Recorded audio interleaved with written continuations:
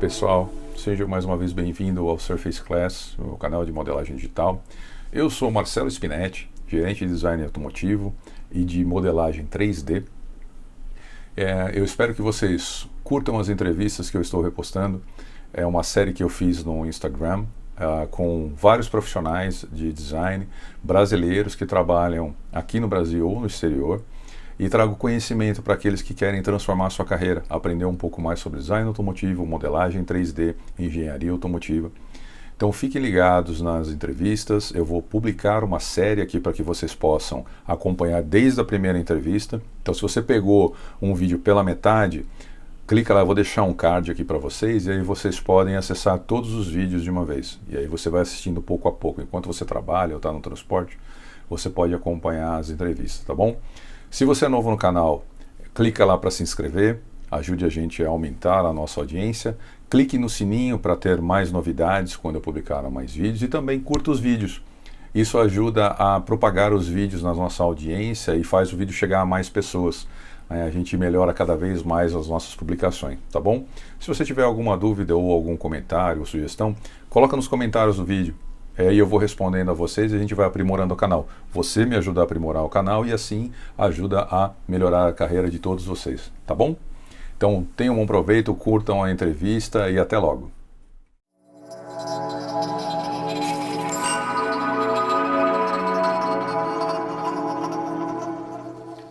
Vamos lá, estamos ao vivo agora, hein? Estamos ao vivo. Bom, eu estou ao vivo. Vamos ver quem vai entrar. Daniel Risato, super designer. Bem-vindo, Daniel.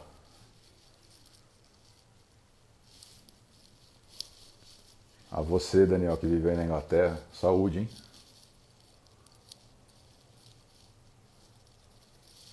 Daqui a pouco o Cláudio está online. Hoje a gente vai ter uma live com Cláudio Rossi, grande modelador que eu conheci lá na Inglaterra. Aê, entrou o Claudião. Tan, tan, tan. Cláudio Rossi.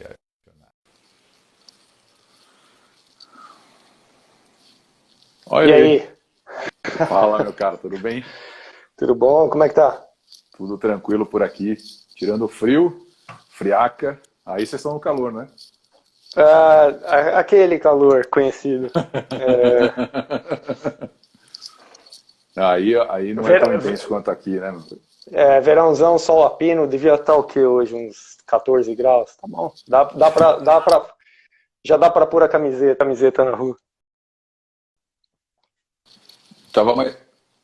Tava mais quente aqui. Com certeza.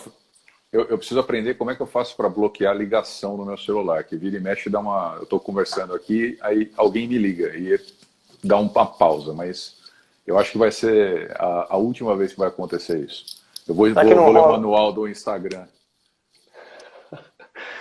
Se você botar um não perturbe no celular, será que não funciona?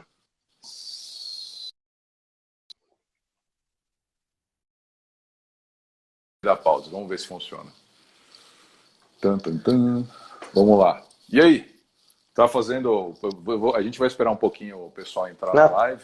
Tranquilo. Criar um público. Enquanto isso, a gente vai falar sobre Krav Maga.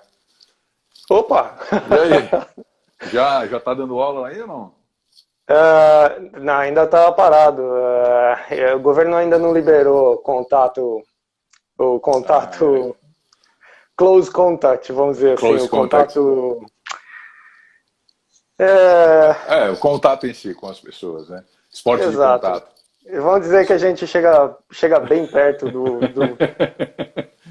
oponente.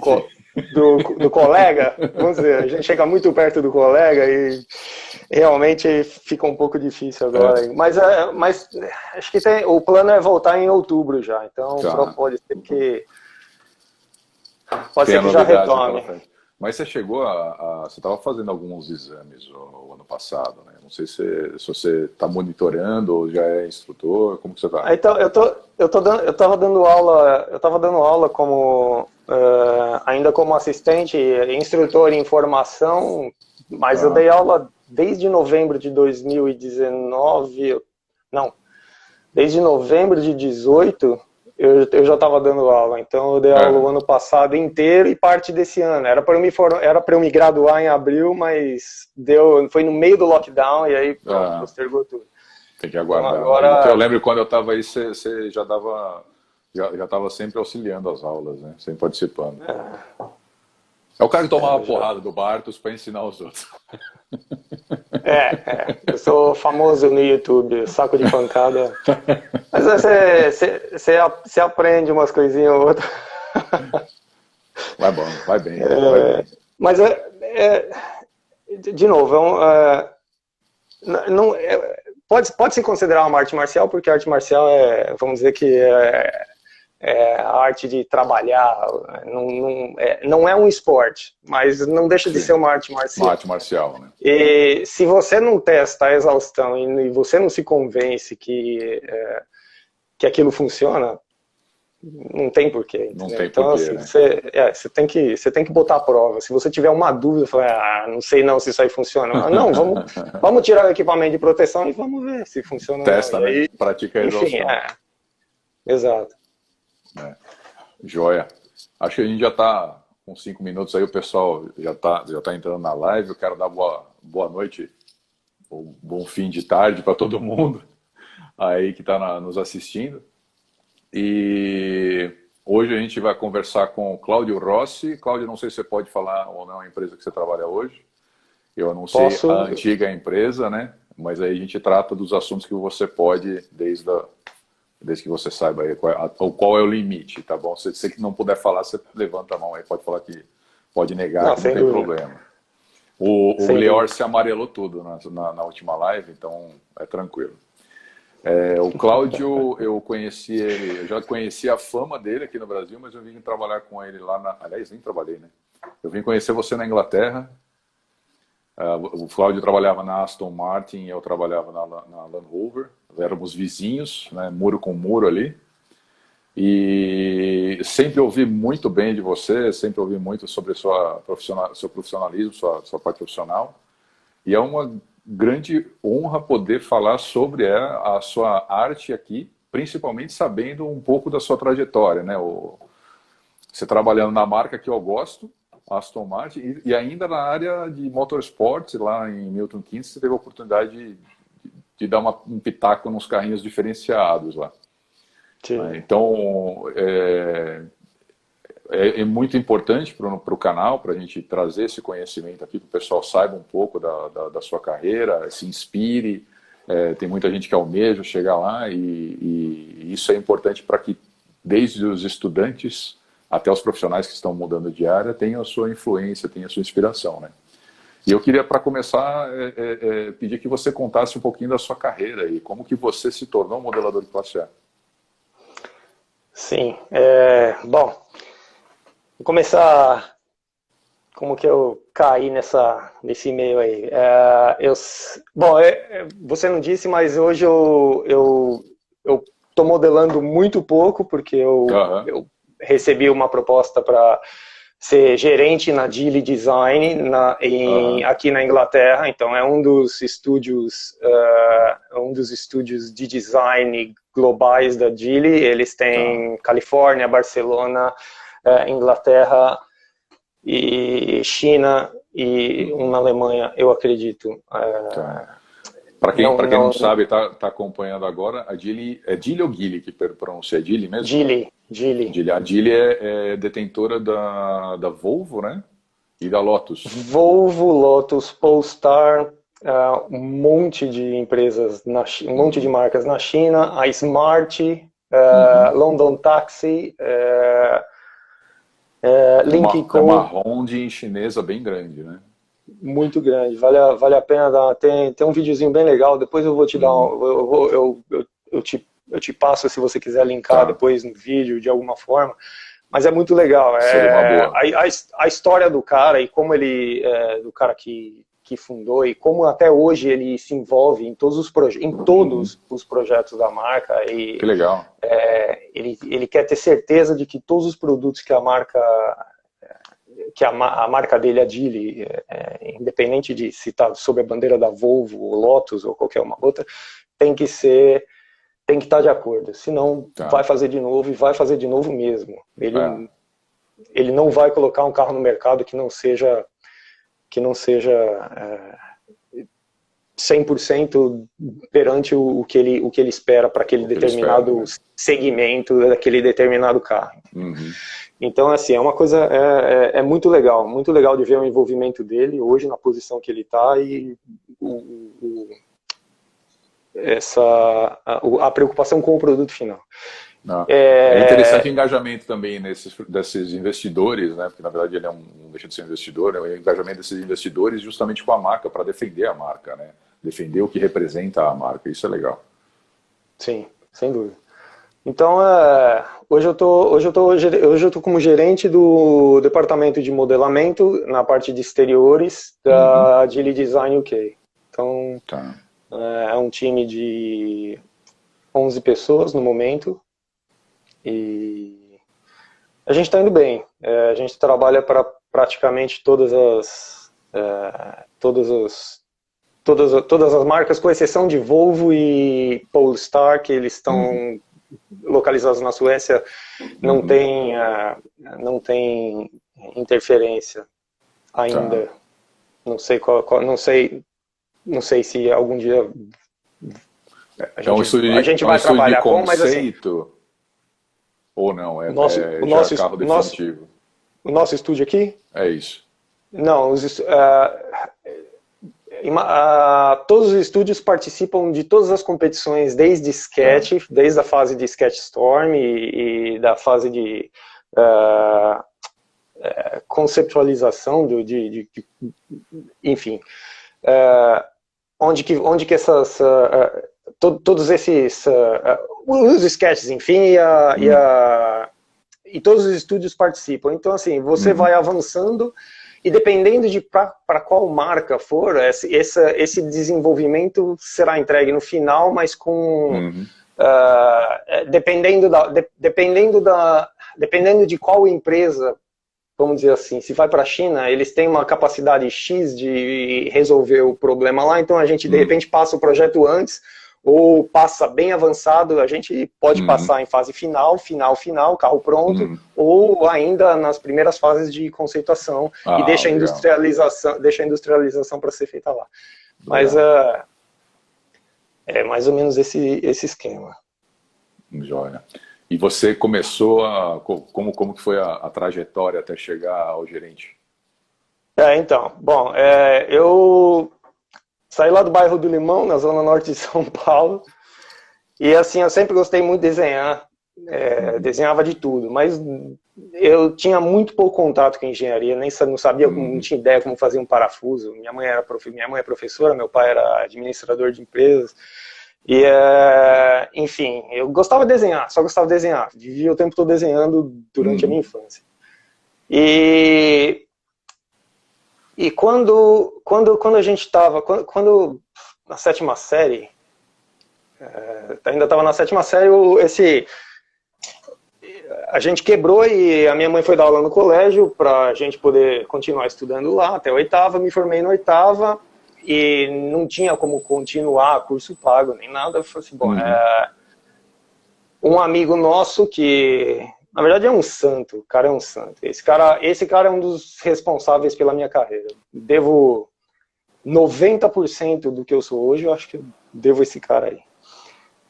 Já vou falar sobre ele. E era um amigo da família, e ele pegou e falou assim, olha, você gosta tanto de desenhar, por que você não vai no Senai? No Senai você vai aprender a desenhar no computador. Se referindo ao AutoCAD, né? Sim. E no Senai você vai aprender a desenhar no computador. Eu falei, pô, beleza, vamos lá. Falei, prestei o Senai, passei pela cota da comunidade, né? Porque, de novo, não tinha vínculo nenhum, nem imaginava. E assim, foram 4 anos de Senai, 4 anos pesados, porque o Senai, você entra um menino lá e você sai... Sai homem. Sai homem. O Senai é uma... Fala. Lá é onde você aprende como que é a vida, né? Lá você aprende como é a vida. Você primeiro, assim, eu acho que o Senai é uma das instituições que mais funcionam, ou funcionavam pelo menos na época, no Brasil. Você colocar crianças de 14, 15 anos lá dentro e transformar em profissionais prontos para atuar no mercado em qualquer área, né? E pronto mesmo, assim, o Senai que eu fiz Senai o suíço brasileiro em Santo Amaro, mecânica de precisão. E assim, a gente saiu de lá com conhecimento muito, muito, muito bom. Então, essa pessoa que ele não só me incentivou a entrar, como ele me dava carona todos os dias, porque a gente era vizinho no bairro do Limão, e ele me dava carona para Santo Amaro todo dia. Então eu ia com esse cara, e aí ele ia conversando, e ele era coordenador de estágios, e ele ia me contando as histórias de pessoas que, sabe, um aluno que se deu bem, os caras que iam para a Europa, os caras que iam para os Estados Unidos, os caras que estavam bem, presidentes de empresa, e, sabe, subindo, e aquilo me inspirava, sabe, aquilo me inspirava, falei, putz, é isso, um dia eu vou estar lá, um dia vai ser, um dia eu vou trabalhar fora também, vou querer ir... Enfim, quando você vem do bairro do Limão, Carapicuíba, entendeu? Esses buracos, o único contato que você vai ter com o exterior é desse jeito. Você vai pelos seus meios, entendeu? E aí foi assim, o Gilberto, amo você, cara, obrigado. Ele me inspirou e me levou até o final do curso desse jeito. Eu dei, assim... Enfim, fiz o Senai, terminei o Senai, fui trabalhar numa modelação, fazia bloco de motor, cabeçote, e já naquela época a gente trabalhava com engenharia reversa, porque, obviamente, o bloco de motor, cabeçote, são peças mecânicas, você acaba modelando sólidos, você já falou sobre isso numa outra live, então você parte de sólidos e você faz...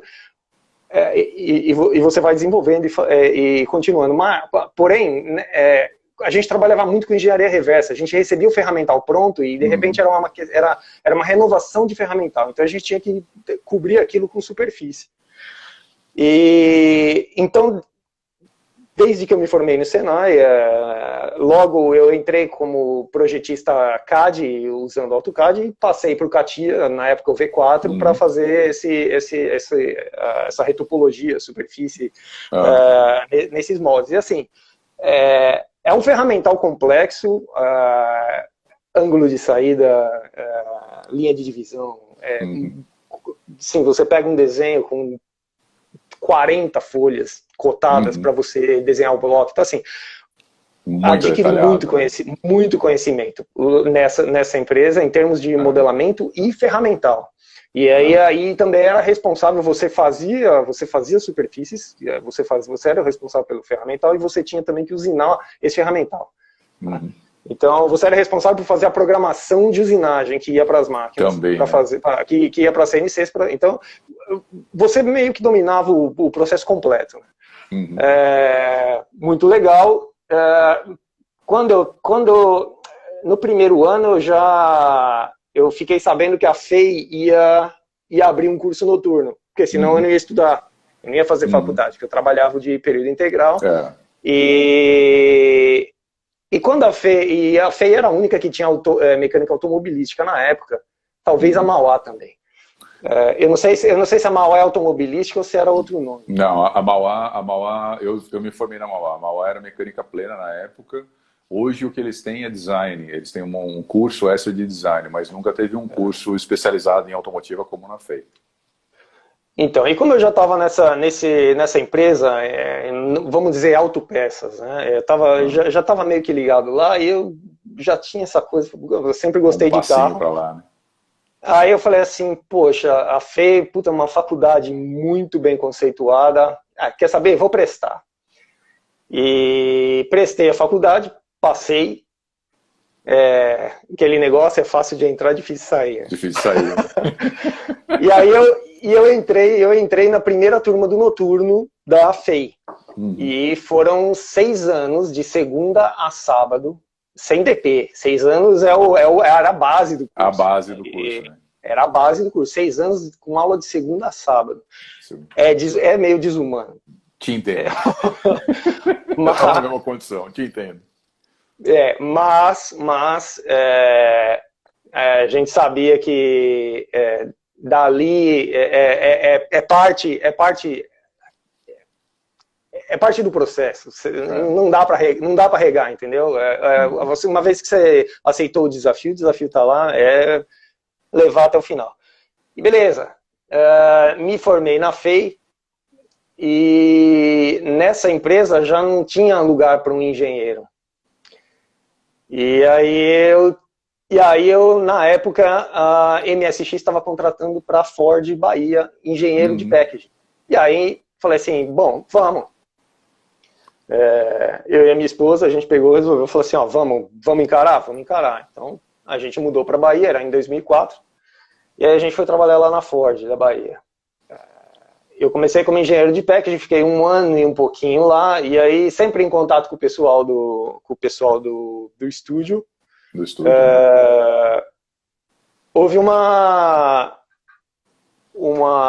como eu já tinha bastante experiência em superfície e tal, o pessoal acabou conhecendo, a gente conversava bastante, falou, pô, você não quer tentar aqui no estúdio? Eu falei, pô, vamos.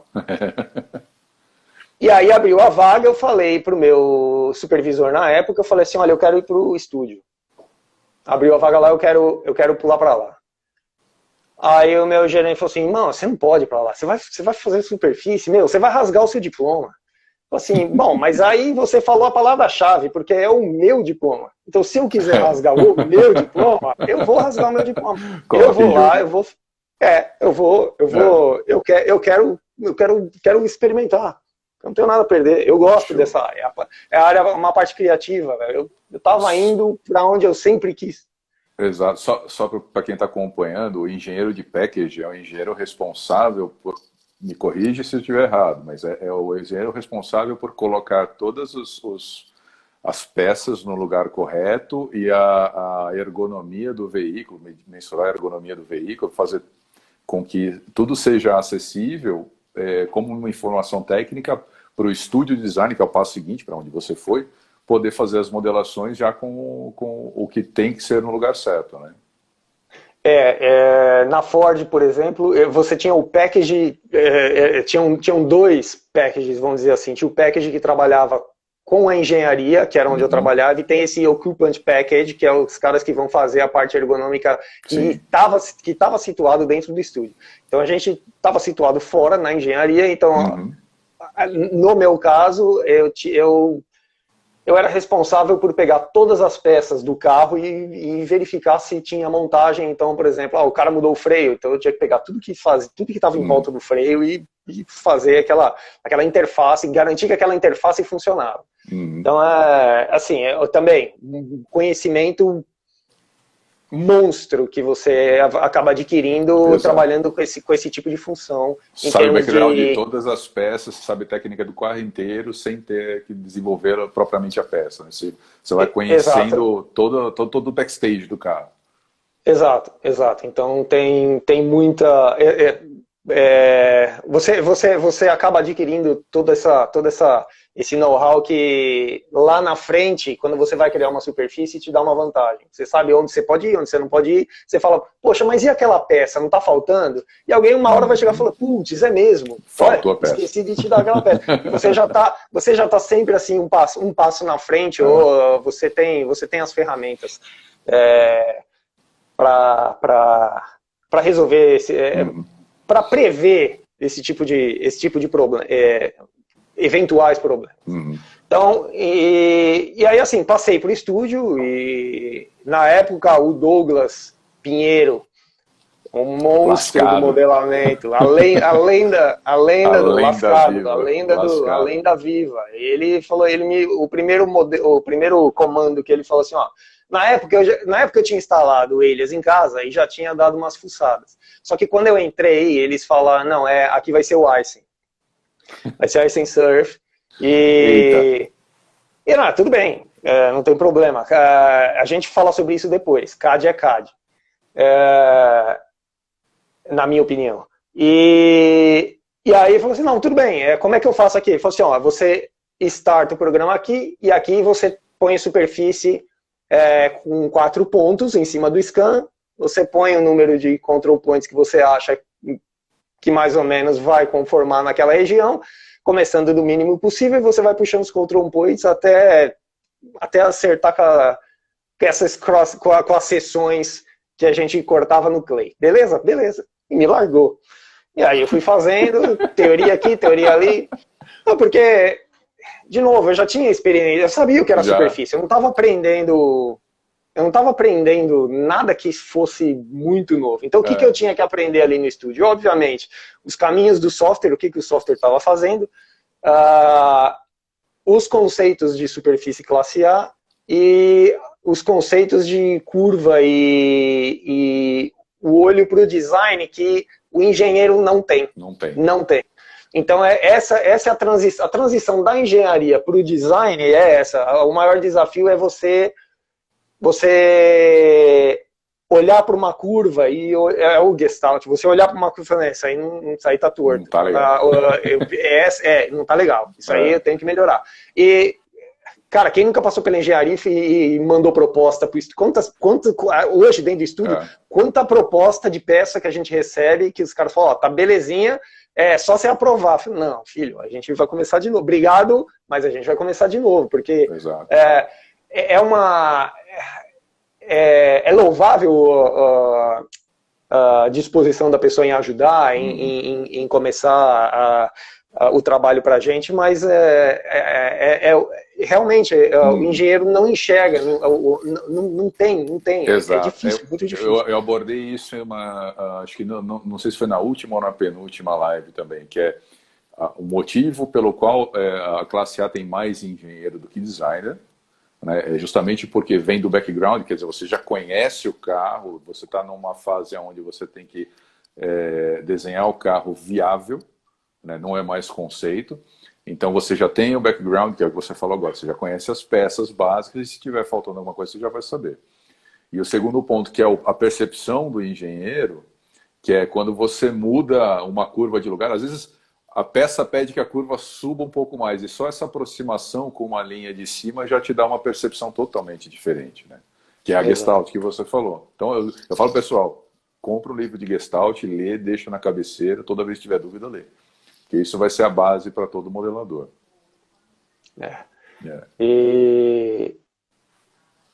E aí, enfim, comecei dentro do estúdio, foram 4 anos de Ford Bahia, e aí a Ford passou por uma crise eu não lembro quando é que era. 2007, mais ou menos. Eles passaram por um aperto, tiveram que cortar funcionários e tudo mais, e aí o que aconteceu foi que o estúdio tinha gente demais e a engenharia tinha gente de menos. E aí a engenharia pegou e falou, pô, eu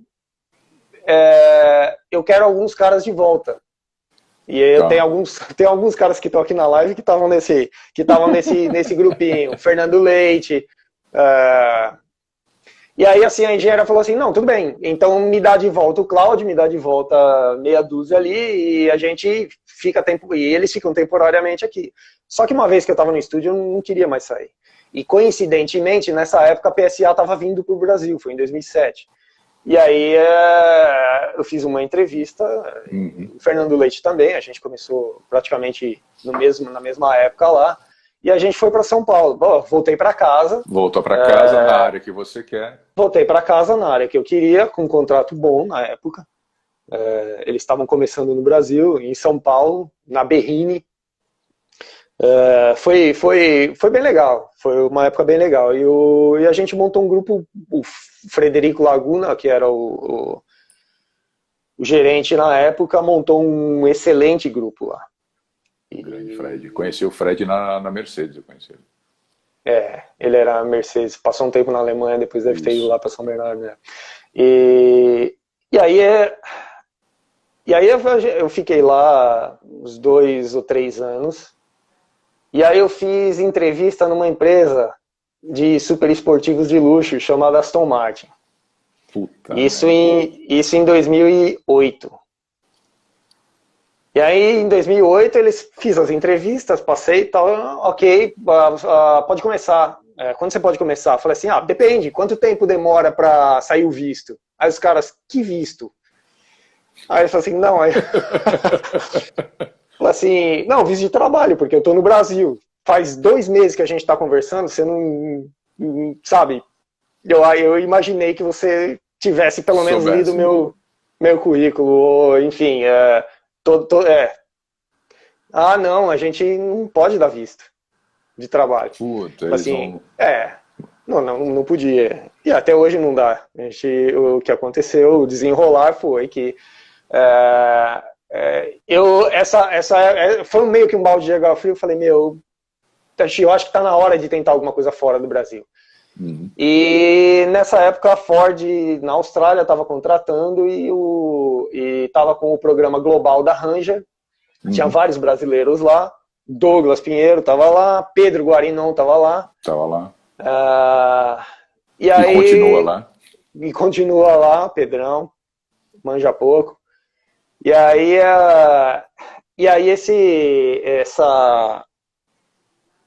fiz as entrevistas também e fui embora. Foi muito bom, uma experiência excelente. A Austrália é um lugar fantástico. Lá eles deram visto para você? Lá eles deram visto de trabalho.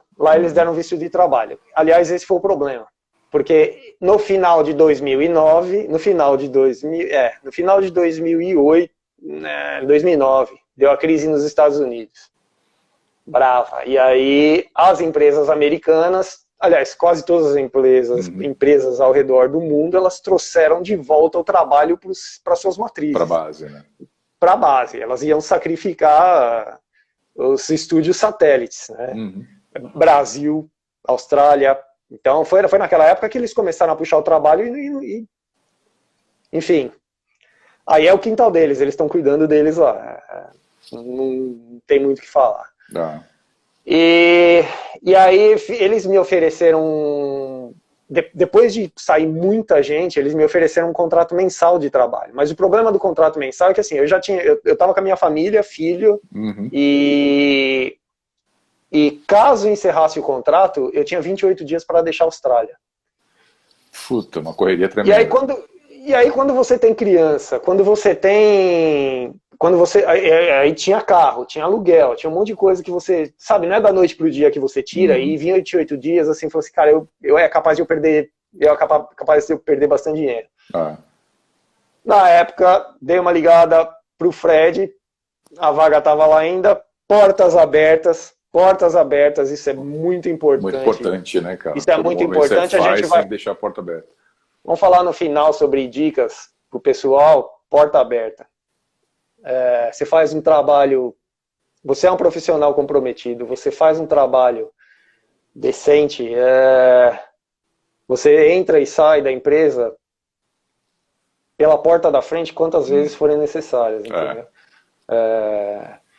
Mas enfim, voltei para a PSA e dessa vez foi mais um período ali de 2, 3 anos.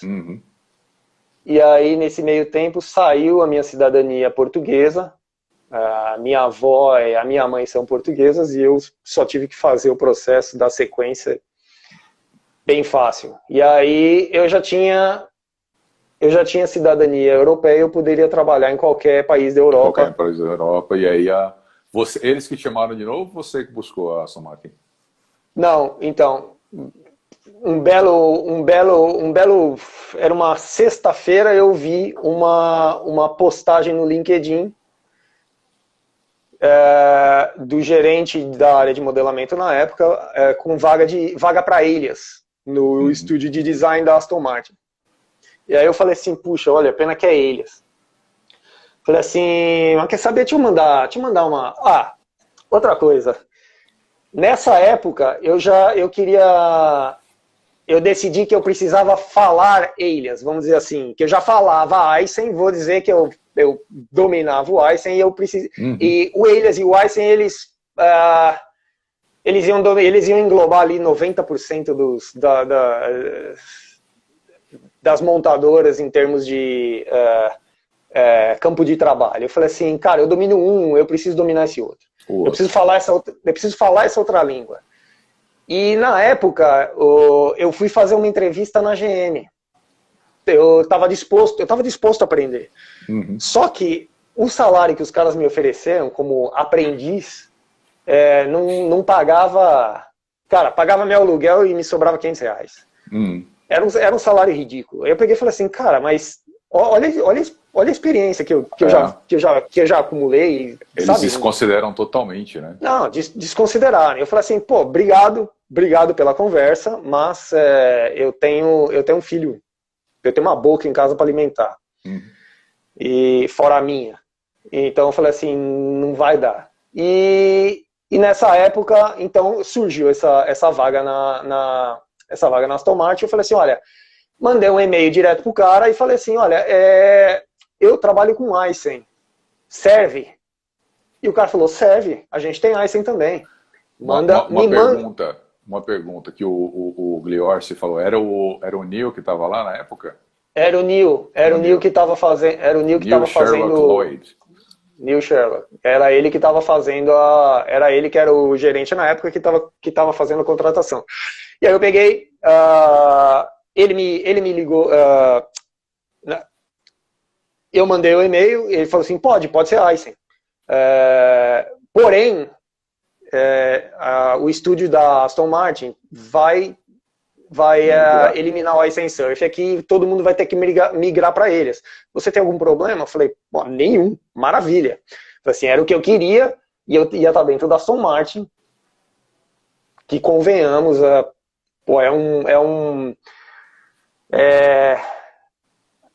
é o top, vamos dizer, do design. Você trabalhar numa Ferrari, uma McLaren, uma Aston Martin, uma Lamborghini, e para quem gosta de carro, é lá que você quer ir. Né? Puta, lá que você quer ir. E todos almejam.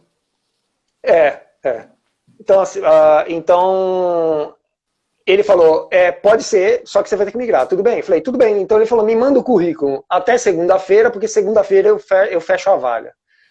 Eu passei o fim de semana inteiro fazendo currículo. Eu fiz, 1 milhão de versões do currículo. Caetano Brasil me ajudou a fazer um Photoshop bacana ali, fazer uma apresentação legal.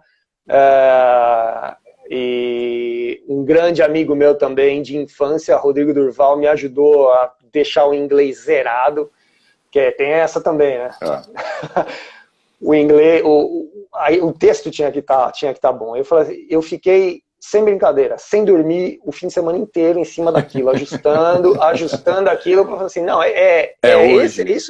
esse papel que vai me botar lá dentro. E depois a gente fala sobre papel e sobre alter ego de LinkedIn e coisas que você deve pôr no papel, coisas que você não deve. Coloquei o meu currículo lá.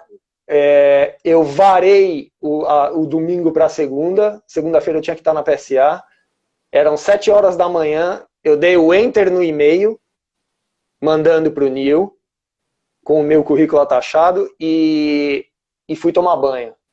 Nesse meio tempo o meu telefone ligou, ele já estava me ligando, e ele queria fazer uma entrevista, e foram 5 minutos que demorou para ele me ligar, ele já estava com o telefone na mão. E aí a gente ficou conversando uma meia hora. Ele falou assim, bom, pelo que a gente conversamos sobre tudo, procedimento, superfície, como é que faz, como é que não faz. E ele falou, não, tudo bem, cara, gostei de você, a vaga é tua. Quando você pode vir? Falei, é o tempo de eu vender as coisas aqui, fazer a mala e beleza. Tá lá.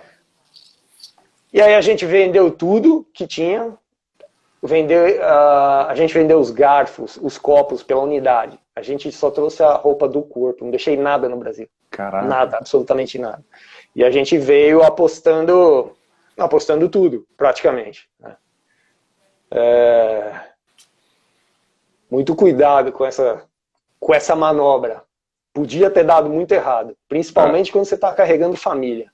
A gente conversa sobre isso. Isso é uma coisa, para quem está assistindo, a gente está contando a história de como chegou lá, a gente vai falar um pouco da carreira aqui dentro da empresa, que é a resolução do sonho, e na sequência a gente vai fazer um segundo vídeo, que o vídeo ele limita em 60 minutos. A gente vai fazer uma segunda parte contando sobre essas dicas justamente da carreira, do currículo, você arriscar a vida lá fora, porque hoje você está na posição de gerente e contratando pessoas, né? Então você sabe o lado de trás, o que você passou e como ofertar agora para quem está chegando no mercado.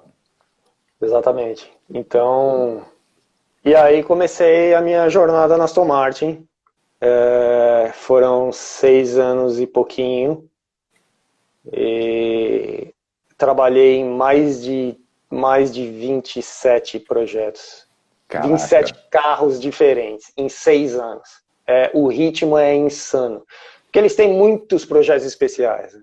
Nesse tempo, em termos de carro de linha, eles não lançaram muitos. Foi o DB11, o Vantage e o DBX. Uhum.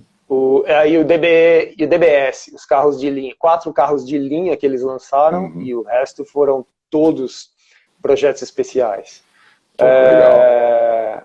E, enfim, é uma empresa fantástica. Vamos separar um pouquinho, já que você está falando de tantos modelos, tantos carros, vamos separar um pouquinho o que é. Eu não sei se essas séries especiais entram na Motorsport, ou se são séries especiais do SEO da própria Aston Martin. Né, são séries especiais da Aston Martin. Tá. A gente pode falar sobre isso mais. Conta pra gente o desafio que foi você chegar lá e enfrentar um super esportivo inglês pela primeira vez. O que mudou do que você tinha aqui de conhecimento, de conceito, para o que você enfrentou lá na parte, no ponto de vista do modelador, pra gente?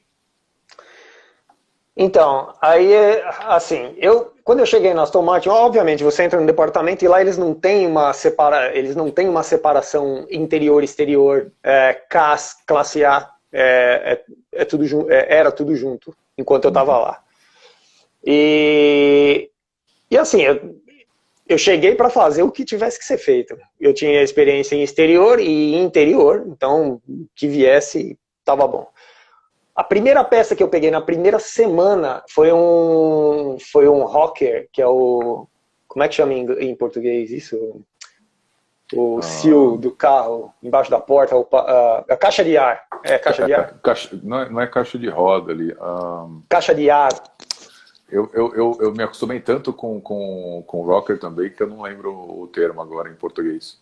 Então a região lateral embaixo das portas ali. Embaixo das portas, exatamente. Então eu tinha que fazer uma peça dessa pro Rapid, na época que eles estavam fazendo um freshening no Rapid, no Rapid eles queriam trocar essa peça era parte do conteúdo que ia ser redesenhado. E aí, eu fiz, troquei uma ideia com o designer, tá bom assim? Não, ajusta aqui, ajusta ali, legal. Beleza. 2 diazinhos, uma peça simples, muito simples de se fazer. Aquela peça estava usinada no carro, já em validação pela diretoria. E aí falou, beleza, muito bom. A título de curiosidade, essa peça ela estava enrolada já fazia 20 dias. Falei assim, legal. Acho que eu fiz um trabalhinho bacana ali. Beleza, o segundo trabalho foi um retrovisor do que é hoje o DB11. Então o cara falou assim, olha, a gente está começando esse carro, que era o DB11, e falou assim, olha, a gente precisa de um retrovisor, tá aqui os sketches, tal, não sei o que, e tá aqui as referências de engenharia. Beleza. O retrovisor ele tem que bater para frente, ele tem que bater para trás, a zona de... o motoboy bateu, ele vai para frente. Junto. Exato. Então é uma peça que tem que ter esse tipo de liberdade e tal, de movimento. tem que ter uma mega estrutura, tem que aguentar 100 quilos ali em cima do ponto.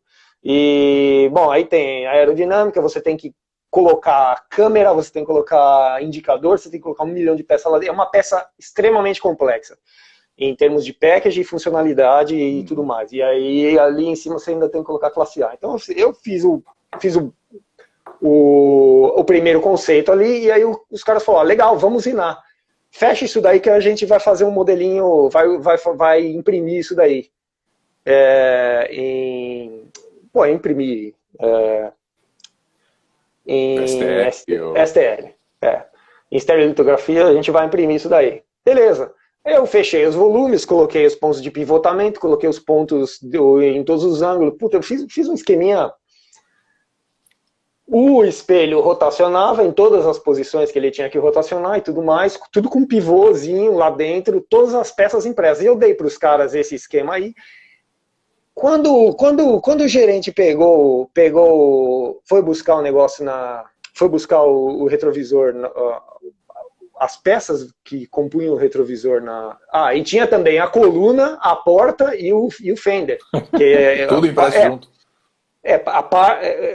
Sim, os cantos, né? Que era a parte, era para ver como é que ficava o acabamento ali naquela região. E aí, assim, o cara pegou, quando ele montou aquilo e viu que tudo funcionava, ele falou assim, cara, me chamou de canto e falou, você tá querendo fazer o pessoal meio parecer... eles usam uma palavra um pouco... Você tá querendo fazer o pessoal parecer estúpido aqui? Eu falei assim, não, a minha intenção não foi essa. Você pediu para fazer... Eu falei assim, não, cara, não, tá excelente, mas dá uma segurada. Isso vai devagar. Vai devagar. Isso é comum aqui. Os caras pedirem para você ir devagar. Eu falei, não, tudo bem. Bom, enfim, esse retrovisor continuou. Os caras pintaram, fizeram uma mega... Aquele lá tem uma placa uma placa, ficava com uma placa na entrada do estúdio, funciona, e aí foi pra engenharia, voltou, foi assim, o show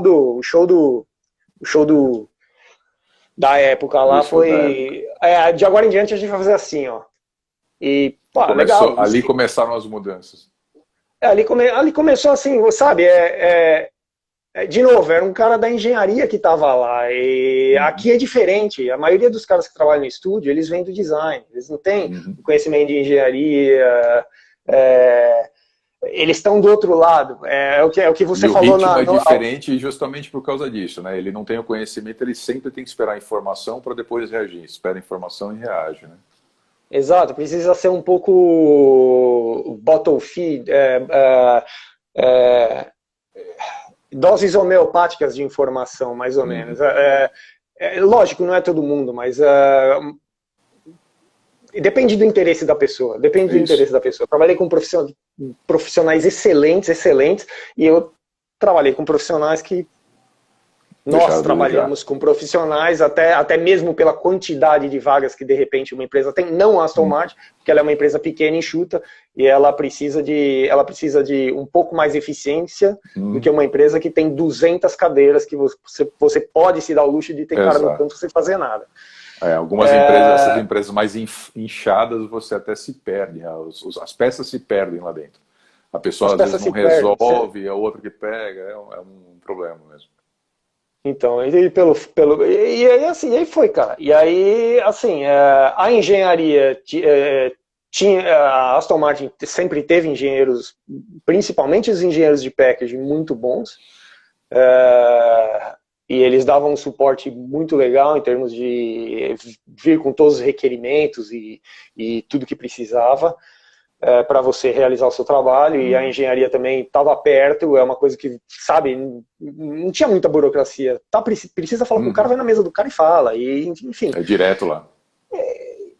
E aí dali, eu não terminei, enfim, esse retrovisor, ele ficou para ser, lógico, desenvolvido ao longo dos anos, que o carro ainda demorou anos para sair ainda, porém, na época eles já estavam montando um departamento à parte de projetos especiais, e foi a época que eles estavam fazendo o Lagonda, o sedã. E E aí, esse carro já estava sendo feito e teve alguns probleminhas com superfície. O cara falou, Cláudio, tem como você dar uma olhada nesse... Tem como você dar um talento aqui no canopy? Não, beleza. Tem como você dar um tapinha na porta também? Não, beleza. Tem como você dar um tapinha aqui nessa parte aqui, que é a frente do carro? Tá, tranquilo. E, não, se não for pedir muito, você dar uma olhada na traseira, beleza. Você viu o carro, fez o carro inteiro. Fechou o carro inteiro. Então, assim, foi o primeiro carro inteiro que eu trabalhei na minha carreira, foi o Lagonda. O Lagonda. Eu fiz toda a carroceria do carro. Carro.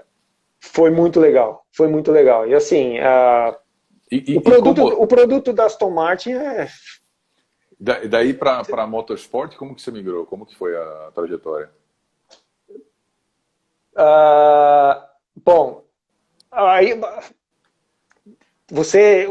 do Aston Martin, o Aston Martin já é um motorsport, né? Mas em 2000 quando que foi que eles fizeram? Eles fizeram uma parceria com a Red Bull, eles entraram em sociedade patrocinando a Red Bull, então eles estão lá na Fórmula 1 até hoje, e eles montaram um centro de design lá para fazer o Valkyrie, que é o carro que eles fizeram em conjunto com a Red Bull, o Adrian Newey assinando a parte aerodinâmica do carro e a Aston Martin com a parte de design. Foi um projeto que eles fizeram em conjunto. E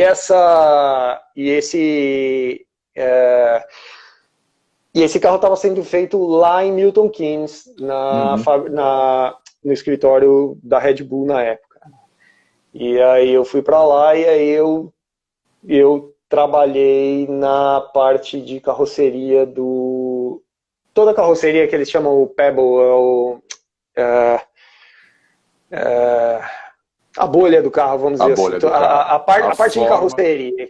A forma que você tem todo aquele chassi aerodinâmico, é um Fórmula 1 embaixo daquele carro, então você tem todo aquele chassi que era a responsabilidade da Red Bull e a Aston Martin entrava com um design. E esse foi um projeto que assim, mudou, é um choque de dois mundos. O motorsport é 100% performance, 0% design, é 100% performance. Só uma dúvida, para quem está acompanhando de fora, o Valkyrie é um carro que pode andar na rua ou não? É um carro de rua. Pode rodar, é um carro de rua. Porque tem uma versão que não ele só roda em pista, né? Então, você tem algumas peças que você troca no carro e aí você aumenta a performance, só que elas não são homologadas para andar na rua. Por raio mínimo, um monte de coisa que segurança de pedestre, esse tipo de coisa. Então, ali você começa a cortar, começa a complicar um pouquinho. Mas e o desafio maior para você modelar esse motorsport, aonde entrou o clash de conhecimentos aí, o que você tinha aprendido ou tinha aplicado até então dentro de uma empresa de luxo para entrar no motorsport, onde o que importa é chassi e aerodinâmica, e o design tem que ser adaptado a isso, né? Aqui o design tem que entrar, mas mantendo a performance do carro. Qual foi o desafio que você enfrentou? O desafio é que assim, na Aston Martin, quando você está desenhando um carro em qualquer montadora, você tem uma liberdade de criar superfície muito grande. Quando você está trabalhando em motorsport, você não tem. E quando é meio milímetro que eles te dão de liberdade para você mover uma linha, é meio milímetro. E assim, eu não sei se vocês aí tiveram oportunidade de chegar perto de um carro de Fórmula 1 e olhar para o modelamento, olhar para as superfícies do carro. É horrível. É uma superfície quadrada, geralmente é raio circular em todo canto. Ali não tem modelamento classe A. Nem B. Ali é CATIA, é seção daqui, seção dali. E o jeito que eles fazem é performance. Então é briga por segundos e eles não querem nem saber se o carro está... design num carro de Fórmula 1, num carro de motorsport, é a cor do carro e os adesivos, no máximo. É isso que eles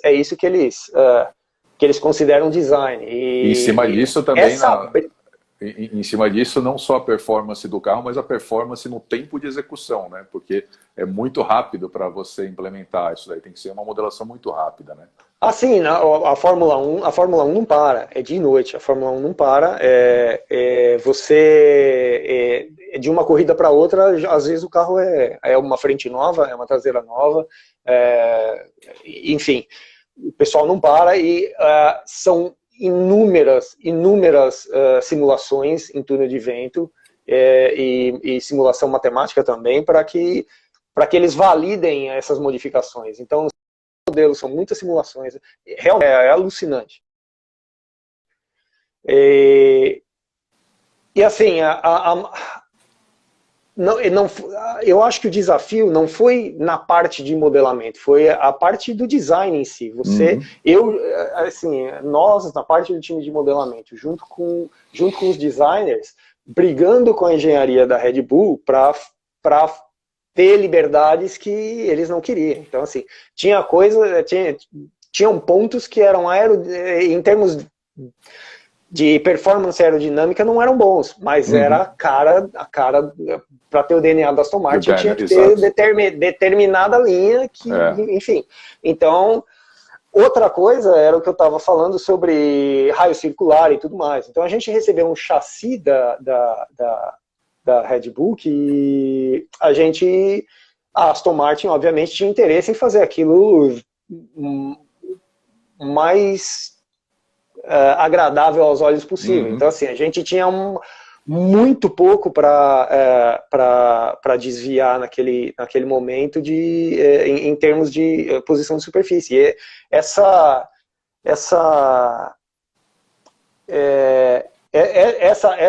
briga era diária, foi estressante. Mas também a engenharia. Eu lembro de encontrar você, às vezes, no Krav Maga que a gente conversou, você já estava nervoso, estava tenso por causa do trabalho e depois chegava tenso por causa do trânsito, que era 1 hora e pouco de viagem, né? Você estava deslocado ali. O cara chegava pilhado, cara. O dia que eu mais apanhava era o dia que ele voltava de lá do... Eram 60 milhas, era 1 hora e pouquinho dirigindo por dia. Acho que é um pouco demais. Mas foi uma experiência muito gratificante. Eu só tenho a agradecer. As duas empresas fantásticas, tanto a Red Bull quanto e o resultado, cara, o resultado tá aí. A hora que esse carro começar a andar na rua, vai fazer barulho. Mas, cara, é isso. A briga por tentar encaixar na cabeça de um time de Fórmula 1, de os caras que estão lá ganhando, brigando por segundos, que, cara, essa superfície, em teoria, vamos dizer assim, em teoria de fluxo, uma análise de curvatura significa o quê? Que a gente está eliminando um degrau, ou uma quebra de fluxo matemático entre uma linha que está passando tangente ao carro. E aí você fala assim, porra, como é que isso não é benéfico à aerodinâmica? Então, assim, alguns testes que a gente acabou fazendo depois, então, assim, eles falam assim, beleza, você quer mexer, mexe, mas a gente vai testar, e se não tiver, a gente volta para o que era. E na maioria das vezes funcionou e melhorou, entendeu? Então, legal. Assim, tem fundamento. Superfícies de mais qualidade, elas têm mais fluxo de ar. Agora, óbvio que a gente não tem, eles não têm o tempo e também não tem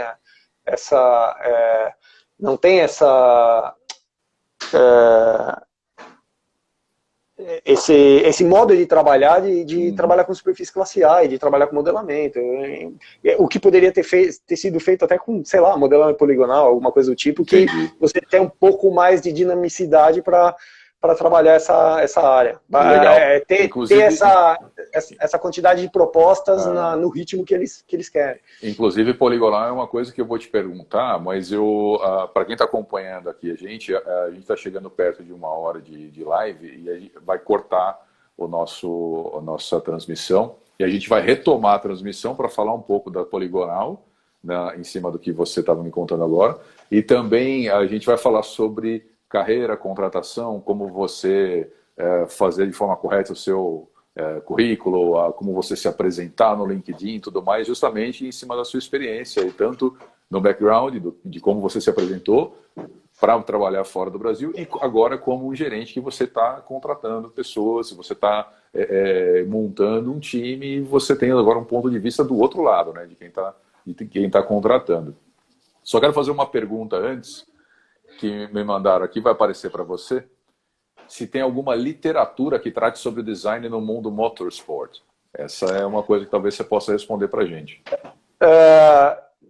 Eu desconheço, mas a grande dificuldade é essa. O design, ele geralmente entra para perder segundos ao invés de ganhar segundos, entendeu? Dentro da Aston Martin a gente trabalhou bastante com a parte de competição dos times de WEC, do campeonato de endurance deles, e é difícil é muito difícil você impor o design nesses carros. E não é o foco. O foco é ganhar, o foco é levantar a taça, o foco é ganhar. O foco é performance. Então, você não vai ver essa curvatura a 200 por hora, né? Não vai. E eles... é muito interessante. Quem gosta de motorsport, vai... se tiver a oportunidade de chegar perto de um box, de qualquer competição, chega lá e olha as superfícies. Pô, parece que o cara fez na fibra de vidro em casa, tá tudo ondulada, mas, cara, tá dando resultado. Mantém. É isso... É isso que os caras estão atrás, entendeu? Joia. É isso aí. Bom, vamos lá. Eu vou fechar então agora a nossa live e vamos começar a segunda para a gente falar um pouco sobre poligonal e também falar sobre carreira, tá ok? Pessoal que está acompanhando, muito obrigado. Continuem, eu vou... Se você chegou até aqui, aproveita para clicar no sininho para ter novas notificações, curta o vídeo se você ainda não curtiu e deixe um comentário. Me fala se você está gostando, como que anda as entrevistas, se você quer ver alguém diferente aqui, alguma entrevista que faltou, e aí a gente vai melhorando as nossas publicações, ok?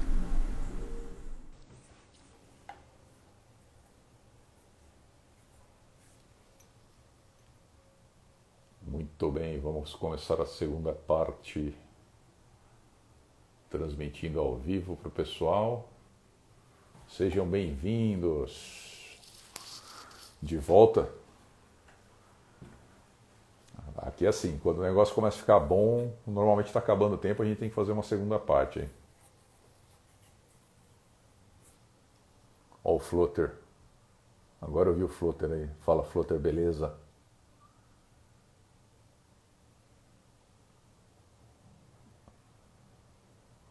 Cadê o Cláudio?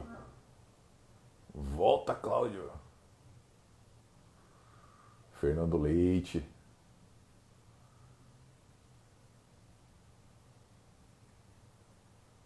Só fera, hein? Renê.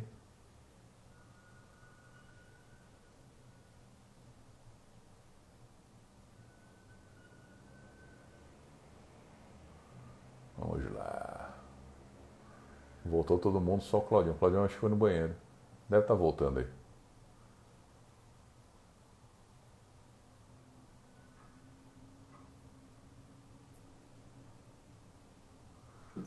Porra, não consigo colocar ninguém agora? Por quê?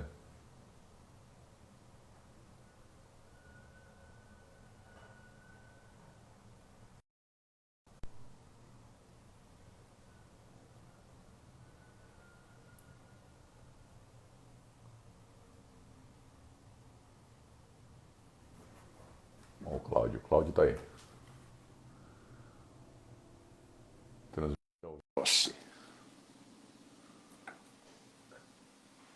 Fala, agora sim, vamos lá.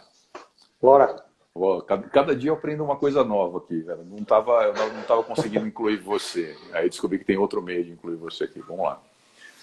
É isso aí, a gente estava falando então do motorsport, a importância da performance e os motivos que levam a não ter uma superfície tão agradável do nosso ponto de vista, né, que a gente modela classe A para montadora, para outras montadoras, né? Justamente porque às vezes você perde performance para deixar um design melhor, em vez de você ganhar performance, né? Você tem um trade-off aí, né? Então, você tinha me comentado a respeito disso, do tipo de modelação, e você comentou sobre modelação poligonal. E um tal de Caetano, já tinha me dito que você era o cara para falar sobre modelação poligonal. Fala pra gente um pouco sobre poligonal, como que você começou com essa história aí. Então, eu não sei se é modelação, se é modelamento, como é que fala, poligonal modeling, bom, enfim. A gente, quando a gente estava lá na PSA em 2000, sei lá, Bolinhas. 7, 8, 9, 10, 2010. Tinha o departamento de visualização, que era o Caetano, o Felipe Roque e o Thiago Aiello. 3 monstros da visualização. O Thiaguinho fazendo sucesso, uma das pessoas mais criativas que eu já vi na parte de visualização, na concepção de teasers. O cara é um fenômeno. E na época ele estava fazendo o projeto de formatura dele, de graduação na faculdade, e já trabalhando na PSA. E eu vi nas horas extras, ele estava lá modelando o carrinho dele, que era um Peugeot, e eu olhava ele modelando e, cara, a velocidade que ele mudava o volume do carro, ele mudava drasticamente tudo, muito, muito rápido. Eu falei, e a gente trabalhando só com Ice and Surf. Quando eu bati o olho naquilo, eu falei assim, cara, eu acho que em algumas horas, principalmente quando a gente está querendo fazer trabalho de concepção, como a gente não tinha alias, isso era o melhor que a gente poderia ter, seria usar alguma coisa do tipo. E aí eu pedi umas dicas, instalei o 3D Max na época, que era o que eles usavam, instalei o 3ds Max em casa, uma versão demo, aquelas demo de 30 dias, dei uma ripa, e aí um dia eu cheguei pro Alex Saito, tá na Suécia hoje, e na época ele tinha feito uma proposta de um 208 sedã. Ele tinha feito em sketch. E a gente tinha um modelinho lá, eu falei assim, quer saber, eu vou colocar uma traseirinha aqui só para ver quão dolorido que vai ser. E aí eu puxei um modelinho lá, cara, em questão de 2, 3 horas, eu tinha um modelo detalhado de uma traseira de um carro e ele não mergeava 100% na carroceria, mas dava para entender, dava uma ideia muito legal. E aí, um dia o Thierry passando lá no departamento, eu sem querer pus na tela. Isso acontece, isso é outra dica. Às vezes você quer fazer uma coisa e não tem, e você quer passar uma ideia, você quer vender uma ideia, faz e deixa na gaveta. Uma hora a pessoa certa vai estar passando e vai olhar. E aí você, sem querer, você põe na tela. Sem querer, querendo, e aí, tá lá. Sem querer, eu pus na tela e ele falou, quando é que você fez isso aí? Eu falei assim, ontem, levei 3 horas para fazer. E ele falou assim, não, precisamos começar a fazer isso daí. E aí o Fred liberou um cursinho para quem estava na época fazendo modelamento 3D, fazendo modelamento 3D, trabalhando com Aysen lá, para ter um pouco mais de agilidade na hora de criar conceito. Tava o Aldana, tava o Edson Assunção, o Branzinho. E eu não me lembro se o Luiz estava lá. Enfim,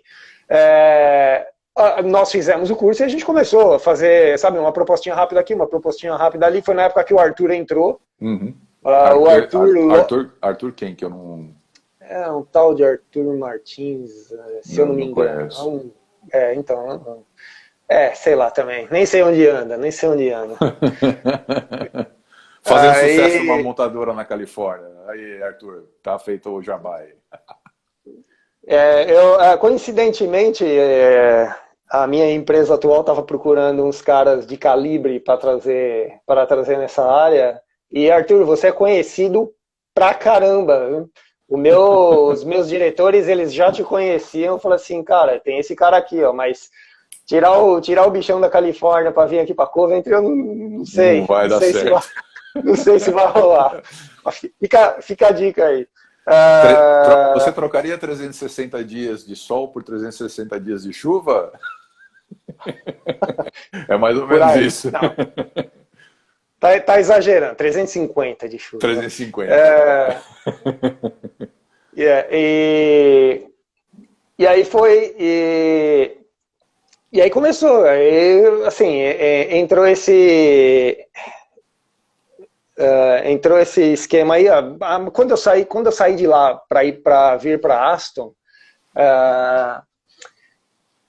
eu acho que entraram alguns modeladores de Alias e eles mudaram o esquema. Então, assim, já não fazia tanto mais sentido ter ou depender, enfim. Para você ter modelamento poligonal, você precisa de ter alguém ali que dê sequência ao trabalho, que tenha agilidade, que entenda. Porque, assim, seria mais um trabalho de designer do que um engenheiro? É um pouco mais de designer. Eu acho que o design... Porque, obviamente, hoje eu vou ter que parar de fazer um modelamento A para fazer aquela busca de proposta de volume inicial. E, assim, você consegue chegar longe com o modelamento poligonal.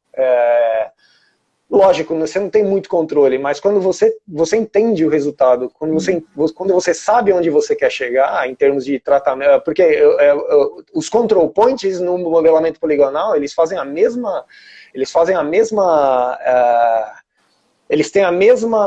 vamos dizer assim, uma função muito similar dos control points que tem nas curvas e na superfície que a gente trabalha. Então, quando a gente está tratando uma linha de caráter no modelamento poligonal, aqueles control points, os pontos de controle, eles têm que estar alinhados e eles têm. Você trabalha a superfície, os washing-outs, como é que fala? Quando você... vocês estavam falando esses dias. Distribuição do... o patch, não se fala de patch layout porque o modelamento poligonal ele faz a distribuição aleatória que ele quer, entendeu? Mas você consegue cuidar de como as linhas misturam na carroceria, se comportam, exatamente. Então, assim, você sabendo o que você quer fazer, de novo, é uma outra língua, é uma outra ferramenta que você vai estar utilizando para chegar num resultado que você sabe qual é. E o nível de qualidade é compatível com a finalidade daquele momento. Se é um estudo volumétrico, se é já um pouquinho mais avançado. Então, assim, hoje em dia, na maioria das montadoras, é permitido você liderar superfícies até uma determinada fase em modelamento poligonal. Sim, para justamente hoje, você criar volume e proposta rápida, né? Volume e proposta. E hoje o Alias, ele tem o SubD dentro. Já testou? Pergunta do Arthur, já testei, eu trabalho bastante com o SubD, eu tenho feito assim, propostas rápidas, de, sabe para tirar do papel, mas de novo, cara, são 10 comandos. É uma coisa muito simples. Para quem vende um Aysen ou um Alias com muitos comandos e a complexidade... Menu complexo para todo lado, né? Não, o SubD é muito prático, assim, às vezes tem resistência de designers. Outro dia eu estava vendo a live do Galdino. Do Galdino. E, cara, é legal ver Arthur, Galdino, caras que têm nome, caras que são grandes, que têm uma mega reputação, indo lá atrás, estudando e colocando, sabe, fazendo eles mesmos. Cara, eu vejo resistência hoje em dia nessa molecada, uns designers que falam assim, eu só quero posso fazer um comentário aqui? Você está no mesmo balaio deles, porque é o seguinte, você está falando, você está de olho na câmerazinha e você não está vendo os comentários embaixo. Mas tem um cara, o Arthur mesmo falou de você, falou, porra, o Claudião aprendeu Subdi, o Subdi não, o Maya em 3DS. 3DS Studio em 30 dias, caraca, o cara é monstro. Tá? Você vê, a mesma visão que você tem dos caras, eles têm de você, né, bicho? A gente tá... Só tô trazendo monstro aqui, cara. Né, mas é verdade, é verdade. Você tá juntando uns caras aí, e eu vou te falar uma coisa.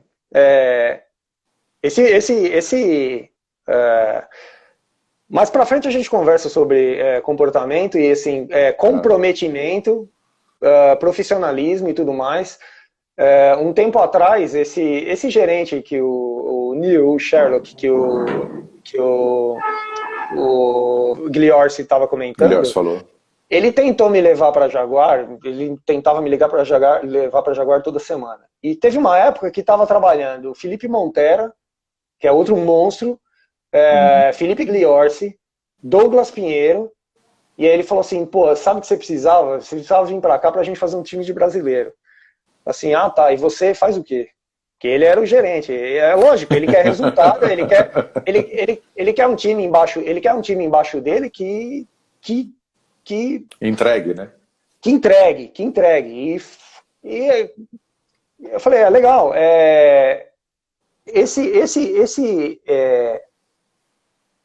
o jeito que o brasileiro chega aqui com sangue no olho para trabalhar e para mostrar a que veio, sabe? Não é deu 4 horas, larga a caneta. Cara, você pode fazer isso. Você pode fazer isso quando você quiser. Todo mundo é livre e faz o que quiser.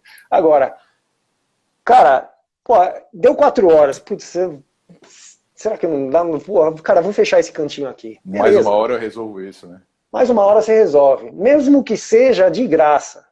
Quem nunca trabalhou de graça aqui? Entendeu? Quem nunca ficou aqui, duvido que esses caras que estão aqui, que estão subindo e que estão fazendo, cara, deram um pouco a mais, né? Deu as minhas 8 horas, 9 horas, 10 horas de trabalho, pronto, agora eu não sou mais o Cláudio que está modelando aqui, agora de repente eu sou o Cláudio que está estudando. Então eu vou estudar uma outra coisa aqui no trabalho. Posso usar o computador para fazer isso, para fazer aquilo? Posso. Eu quero aprender isso? Posso. Cara, continua. Uma coisa que eu ensino para as pessoas, que quando eu dou um treinamento, né, já é um treinamento dentro do trabalho. Eu contrato algumas pessoas e vou ensinando, na verdade, metodologia para as pessoas. Né? É como descobrir a metodologia, que é o fato de você sabe que você leva 10 horas para fazer aquilo. Né? Se eu me esforçar, eu vou levar 6 para fazer. Quer dizer, eu tenho 4 horas para testar algo novo. Por que eu não gasto pelo menos 1 hora testando para descobrir algo que seja novo, que vá aprimorar o meu portfólio, vá aprimorar a minha performance, ou até o fluxo de trabalho mesmo, e de repente você descobre algo novo. Eu sempre trabalhei com essa mentalidade, é sempre onde eu desenvolvi um passo a mais para que você tenha um desempenho. Você vai levar as 10 horas, às vezes você vai se pegar lá 2 horas depois do expediente testando algo novo, mas é um aprendizado, que você falou, você está sempre se aprimorando. Exatamente. E o Felipe Gliorsi tinha falado outro dia, cara, você vai entregar uma proposta, às vezes você fez um patch layout e fala, putz, cara, podia ser melhor. Você vai fazer outro, e você vai fazer outro, e você vai fazer outro, e, cara, lógico, você tem prazo, você tem limite, mas os prazos aqui na Europa, em geral, eles são um pouco mais relaxados do que o normal, dependendo da empresa. Isso não é padrão, mas dependendo da empresa, os prazos são um pouco mais relaxados. Na Aston Martin era muito mais relaxado do que é hoje na Geely Design UK. E eu tenho certeza que na Jaguar era muito, muito mais relaxado do que é na Aston Martin, por exemplo. Então, enfim. Claudio, eu tenho algumas perguntas que o pessoal está fazendo aqui. Eu queria fazer elas antes da gente começar a abordar. São duas perguntas técnicas, uma zoação.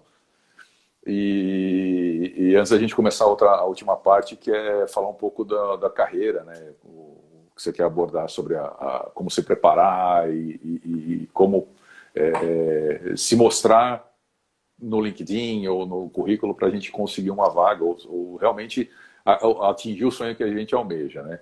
Então vamos lá. A primeira pergunta que a gente tem aqui do René Por que uma superfície mais técnica de um motorsport não passa pelo alisamento de classe A? Eu acho que você já abordou um pouquinho isso, mas seria performance, né? Mas não sei se você tem algo a acrescentar. Então, eu estou falando da experiência que eu tive, eu só posso falar da experiência que eu tive, que foi com a Red Bull, a relação Red Bull-Aston Martin. E eu conversei com os engenheiros da Red Bull. E essa parte do processo, você não tem designers dentro da Red Bull, você tem engenheiro, só tem engenheiro. E é aquele modelo de CATIA que vai sair. E eles não em teoria, para tentar responder de uma forma técnica, mas não tanto. Em teoria, por exemplo, por que não faz muito sentido para eles acham uma perda de tempo a gente, por exemplo, colocar um raio de curvatura ou fazer uma curvatura contínua lá?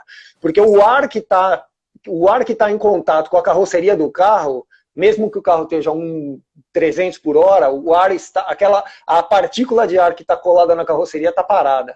Ela não está se movendo. Então, a partir limite, né? Você tem as moléculas de ar que estão em contato com a carroceria estão paradas e o carro está arrastando essas moléculas. Então, em teoria, essa camada que está em contato com a superfície, que não é contínua, vamos dizer assim, não vai se mover. O ar vai começar a se mover à medida que você distancia do carro. Então, para eles, em teoria, não muda muita coisa. Na verdade, inclusive, assim, em alguns momentos você precisa até de um degrau para ter o descolamento, para criar uma turbulência. Então, são coisas que interferem, né? Sim, então o que eles estão interessados é gap zero, sabe, gap zero entre aquelas placas, você tem várias peças, quando o bico do Fórmula 1 encaixa na carroceria, é gap zero, é tudo 0, 0, 0. Então, sabe, é a precisão, e o que os caras trabalham é absurdo. Né? Mas eles estão interessados em levantar a taça e não em ter um carro bonito. Então, assim, são coisas diferentes. E de novo, para você fazer um trabalho de design, sabe, melhorar o carro, deixar ele mais bonitinho, isso requer tempo. Tempo não é uma coisa que eles têm para modelar. Então, eles preferem modelar 12 versões de um aerofólio do que usar aquele tempo para fazer uma superfície bacana. Entendeu? Entendi. Porque um daqueles 12 vai te dar... Vai dar uma performance melhor. Alguns décimos de segundo de vantagem, e é isso que interessa no motorsport. Às vezes assim. O Marcos Nicoletti está perguntando, eu acredito que seja uma pergunta de Elias, não de icing, pela forma como ele fez a pergunta. É comum o uso do trim na superfície de modelagem classe A, se não o porquê, né? Eu falo do trim porque o trim no icing é diferente. O processo, se você já trabalhou com os dois, você sabe que o termo trim é diferente no icing e no Elias. Não, eu acredito também que no Elias você tem o trim convert, que é o que vai te quebrar a superfície. Por exemplo, se você tem uma superfície aqui e um raio aqui, e em vez de você trabalhar com a teórica, você quebra ela aqui e continua no raio. Não é uma prática recomendada, porque a partir do momento que você precisa mudar o valor daquele raio, você tem que estender essa superfície. E, você perde a referência, né? Você começa a perder referência. Então, o ideal é que você trabalhe sempre mantendo as teóricas. As teóricas, né? Mantenha extrapolado. Você mantenha os edges, os cantos do carro, sem fillets e com as superfícies. Ela pode estar intersectando ou ela pode estar alinhada uma com a outra. Contanto que você tenha algum controle no que você está fazendo, do jeito que você está alinhando essas superfícies. Mas é caso a caso. Às vezes você precisa trimar para ter um determinado resultado, mas na maioria das vezes não. Na maioria das vezes é preferível que você mantenha a base com a teórica completa e de repente você fecha uma face só para fazer aquela limitação. Exato. Tem um termo diferente no Elias em relação ao icing. Eu sempre confundo as nomenclaturas. O Francisco Gliorsi está fazendo uma pergunta. Claudio, você acha que o Elias vai tomar o espaço do icing? Não sei. Eu fiz a migração mais uma vez. Quando eu cheguei na Aston, eu trabalhei pouco com Ice and Surf e eles já eles logo me puseram para fazer o treinamento. E você acha que termina não, o que você tá cara. falando e depois se lê essa. Tá, porra, perdi a linha. Você estava falando do Doug Do Liors. Aysen, do Aysen perdeu espaço para o Elias. O Elias ele ganhou muito espaço porque ele era um software barato. Ele sempre foi um software muito, muito mais barato do que o Aysen. Tanto a Aston Martin decidiu parar de trabalhar com Aysen porque a gente tinha os mesmos resultados em termos de qualidade de superfície diretamente no Elias. E o Elias, a licença do Elias era muito mais barata do que a do Aysen na época. A licença do Elias, ela ficou muito mais cara. Nos últimos tempos, a licença do Elias está caríssima. Então, assim, uma coisa que até um tempo atrás, quando eu cheguei aqui, daria para cogitar ter uma licença e trabalhar homem-máquina. Hoje é impossível trabalhar homem-máquina com a licença de Elias no preço que está. Então, eu não sei se isso vai acontecer. Os dois softwares, eles têm capacidade. Eu não sei, faz muito tempo que eu não tenho contato com o Aysen, muito tempo. E uma das grandes vantagens que eu percebi quando eu fiz a migração, que também foi muito rápida mesmo, foi assim, eu fiz um treinamento de 3 dias. Um dos segredos, aliás, se você quer fazer essa migração, faça. Você para amanhã de usar o Aysen e você usa só o Elias. E, obviamente, você vai precisar ter alguém do seu lado para você perguntar, sabe, eu quero fazer uma curva assim, assim, assado que eu fazia no Aysen. Como é que eu faço no Elias? Foi assim a minha transição. A gente vai falar sobre isso, dicas depois. Pergunta, não sabe? Pergunta. Não fica... Cara, não precisa ter vergonha de perguntar, que as pessoas têm vergonha de perguntar, elas são muito fechadas, o inglês é muito fechado, ele não pergunta, eu perguntava tudo, cara, eu quero saber onde tá, cara, onde que tá? Você pega o cara que mais manja ali do lugar, que você já identifica na hora que você chega, e você fala, cara, como é que eu faço isso daqui? E vai. E como eles são educados, eles sempre vão te responder. Sim, na maioria das vezes eles vão te responder. Pode ser que o cara dê uma enrolada e te dê uma resposta meio atravessada, mas, pô, pergunta para outro. O cara não é o único, não quer falar, não fala, entendeu? E assim foi. Então, assim, foi uma transição muito rápida e o que mais me impressionou no Elias você consegue ter um modelo paramétrico e você consegue ajustar highlights de uma forma muito mais dinâmica do que no Aysen. Ele tem problemas com G3. Mas isso vem depois, obviamente, você seta tudo que você quer, você seta o volume, você conseguiu chegar num resultado de highlight bom para ótimo, e agora nós vamos aperfeiçoar, chegar num resultado excelente manualmente. E aí você desliga toda a parametrização, você deleta a história e você começa a trabalhar manualmente como você trabalharia no Aysen. Eu ia te perguntar, toda essa sua super performance, tanto na disposição de perguntar quanto aprender tantos softwares, vem do Olho Negro? Cara, não. Conta essa história aí que o Arthur está te perguntando. Então, meu pai foi um dos precursores. Alho negro alho negro, assim, o alho passa por um processo de fermentação, blá blá blá, ele fica preto, doce, perde o ardor e assim vai. E o meu pai, ele começou a usar alho negro em tudo. Então, os caras que iam em casa a gente fez umas feijoadas uma época na PSA, Copa do Mundo e tal, e uma delas foi em casa. E meu pai tava lá com esses alho negro, e meu pai vive com alho negro. E essa é uma das coisas que, assim, ele trouxe o alho negro pro Brasil. Ele começou o alho negro no Brasil, né? E foi bem, cara. Mas, assim, é uma coisa... É uma comida... Tá, é uma comida... Continua. É uma comida, vamos dizer... Escreve o comentário aí, o Instagram dele aí, a gente já deixa colocar, vou colocar Companhia de Especiarias Rossi, depois Faz o jabá, Depois, a gente já vende depois faz, quem nunca comeu um alho negro aí tem, é muito usado, tem bastante gente botando em pizza, hambúrguer, mas assim, é uma coisa, vamos dizer, exótica. Exótico. Essa foi para quebrar a última das partes técnicas aí, a gente começar a falar agora de carreira e por que não se deve comer alho antes de fazer a entrevista. Claudio, vamos lá. Você tinha falado que você hoje está como gerente do departamento, você estava fazendo uma seleção de pessoal, contratando pessoas, e hoje você está do outro lado. Algo que é um desafio grande também, você encontrar pessoas que realmente são bons modeladores e que são exatamente aquilo que põem no LinkedIn e colocam no currículo, né? Afinal, muita gente adora colocar cargos extremamente exorbitantes no LinkedIn e quando você vai achar o cara, não é bem aquilo, né?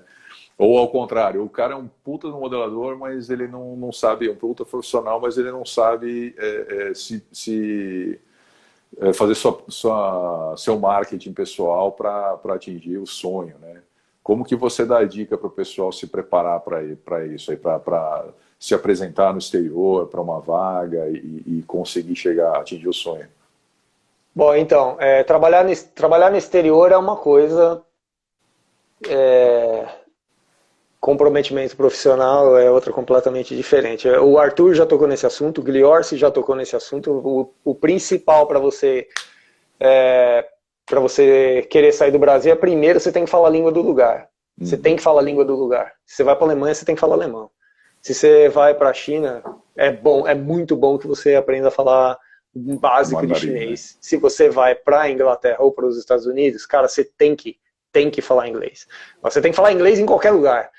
Mas se você quer sair, primeiro, você vai ter que falar inglês. Segundo, uma das perguntas que fizeram para o Gliorsi, e que é bem válida relembrar, é que se os caras pegam só caras solteiros ou não. Não, eles aqui ninguém pergunta se você é casado, se você é verde, se você é azul, e se você é homem ou se você é mulher. Ninguém pergunta isso. Não tem esse tipo de... Você está indo lá, eles te enxergam como profissional, você vai lá e você vai fazer a sua parte.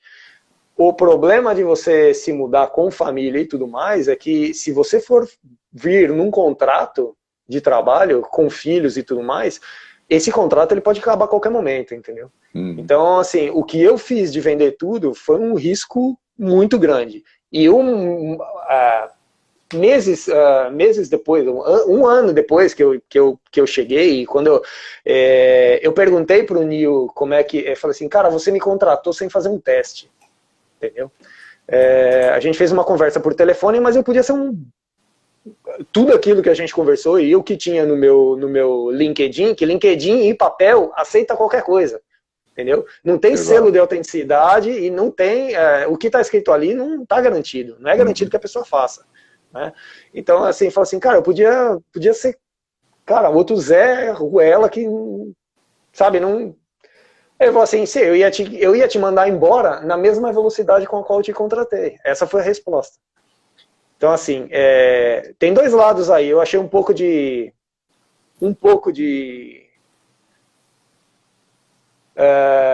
falta de responsabilidade com um ser humano que está atravessando o planeta com a família, que é o mais grave, apostando numa proposta. Então, assim, cara, você tem meios de evitar aqui uma tragédia, entendeu?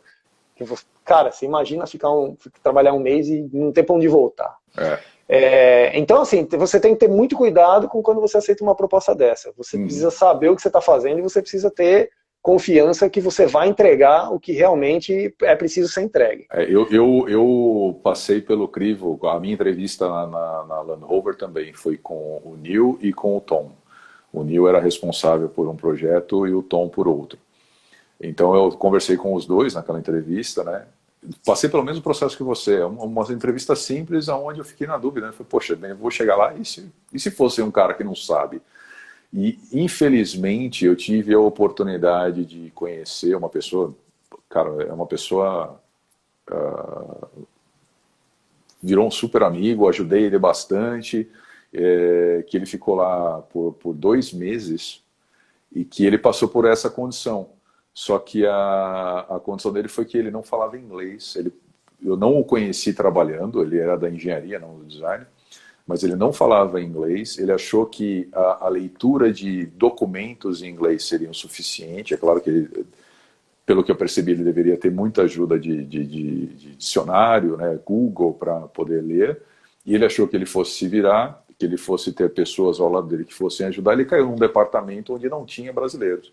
Por mais que a gente ajudasse fora, né, você ajuda o cara a alugar uma casa, ajuda ele a encontrar, fazer todos os planos de telefonia, todos os planos que você sabe que a gente precisa para ter o mínimo de sobrevivência aí na Inglaterra. Dentro do trabalho ele não conseguia se virar.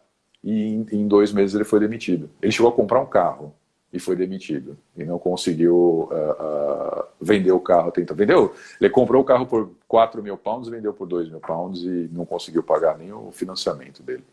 Então é assim, é uma coisa extremamente irresponsável, eu acredito, do que dos dois lados. Tanto a pessoa que está contratando sem dar a mínima, né, para quem está vindo, né, se não funcionar, manda embora, quanto do cara que está se arriscando até demais. Né? O cara não fala inglês e se arrisca a entrar nessa jogada sem saber o que vai enfrentar.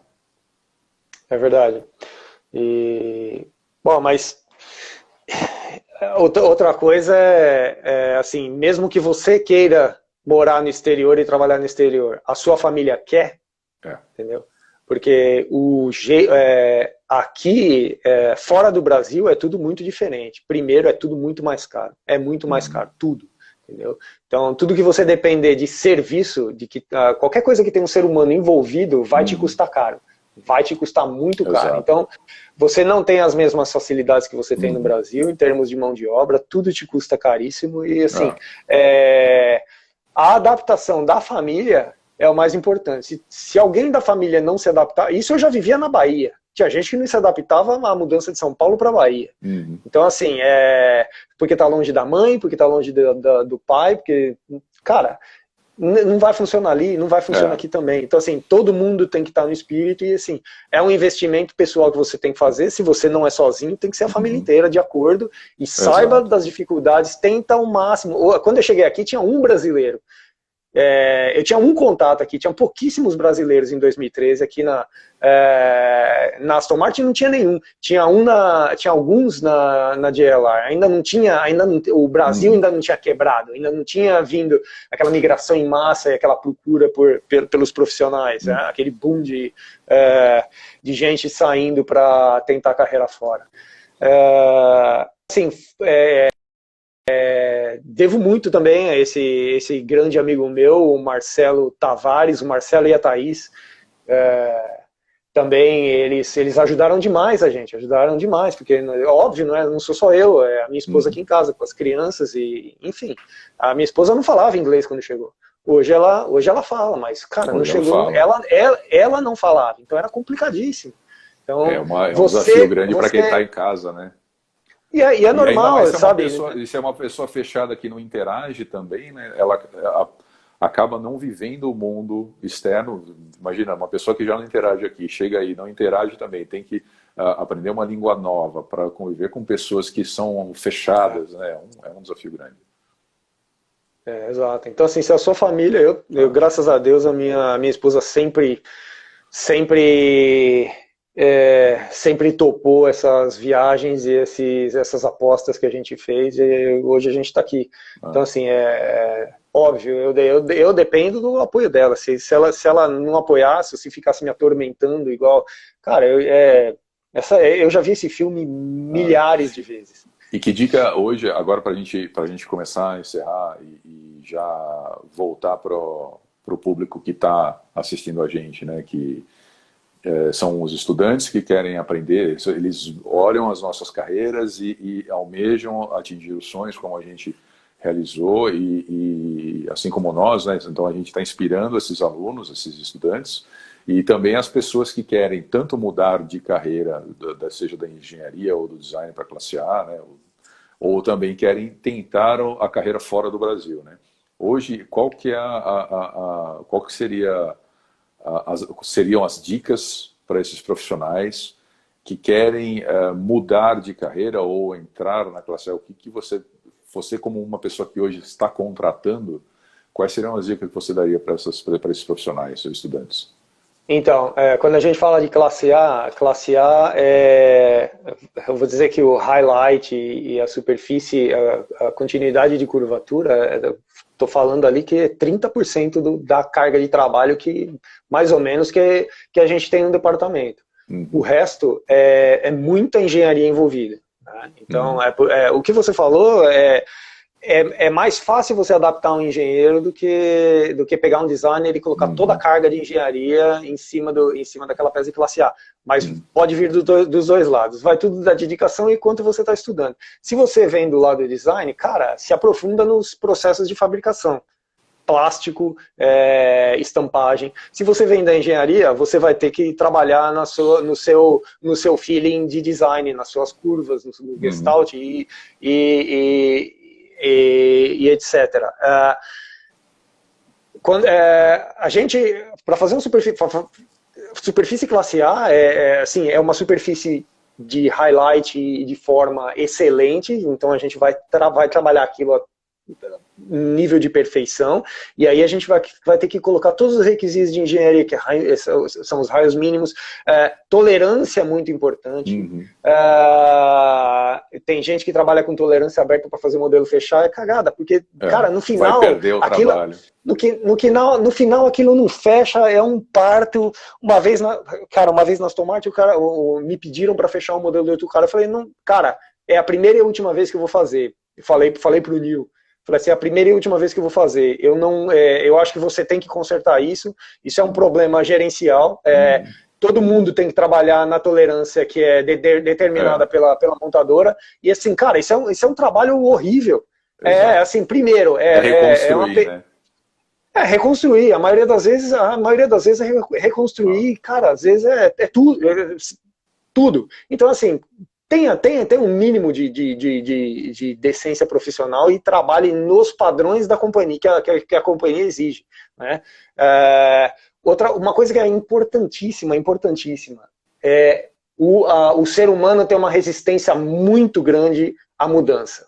Uma vez que o cara fez, ele não quer mudar.